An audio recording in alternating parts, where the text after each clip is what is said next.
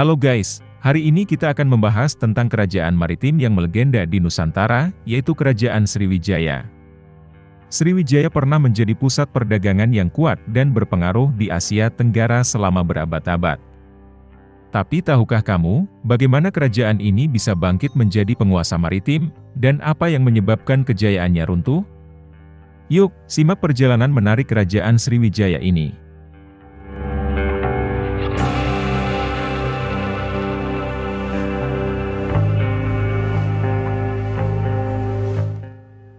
Masa kejayaan Sriwijaya. Sekitar abad ke-7 Masehi, di daerah Palembang, Sumatera Selatan, muncul Kerajaan Sriwijaya.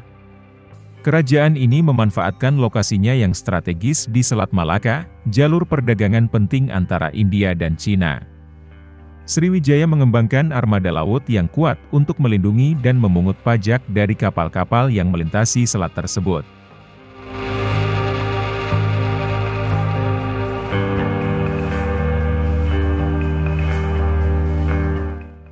Pusat perdagangan dan pelabuhan. Kekuatan maritim Sriwijaya membuat kerajaan ini menjadi pusat perdagangan utama di Asia Tenggara. Para pedagang dari berbagai penjuru dunia datang ke pelabuhan Sriwijaya untuk berdagang rempah-rempah, emas, keramik, dan barang mewah lainnya. Sriwijaya tidak hanya memungut pajak, tetapi juga turut berdagang, sehingga menambah kemakmuran Sriwijaya.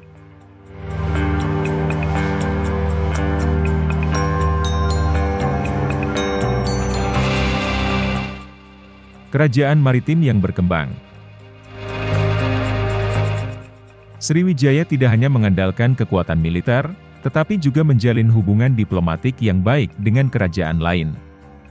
Mereka bahkan berperan sebagai penengah konflik antar kerajaan di kawasan tersebut.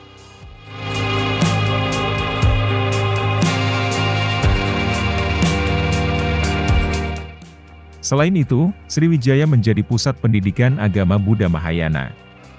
Banyak pelajar dan biksu dari Cina dan India datang untuk belajar agama Buddha di Sriwijaya.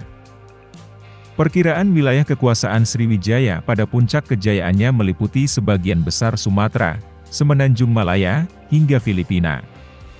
Jejak peninggalan Sriwijaya dapat ditemukan di berbagai tempat, seperti prasasti Kedukan Bukit yang menyebutkan seorang raja bernama Dapunta Hyang Srijaya Naga.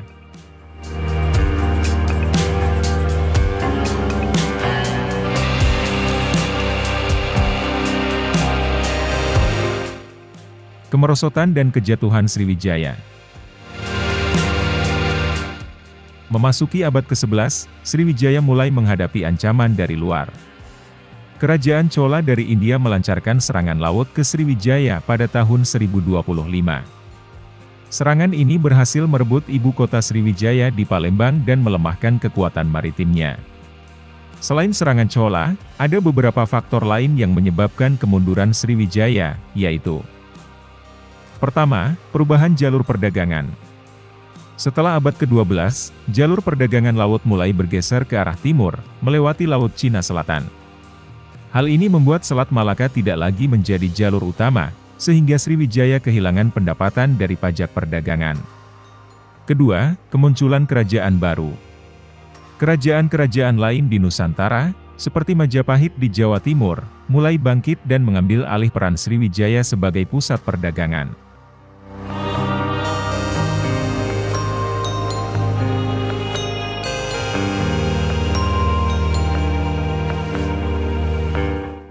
Akhir Kerajaan Sriwijaya. Sriwijaya terus melemah hingga akhirnya runtuh pada abad ke-13. Meskipun demikian, warisan Sriwijaya sebagai kerajaan maritim yang kuat dan pusat perdagangan di Asia Tenggara, tetap dikenang hingga saat ini.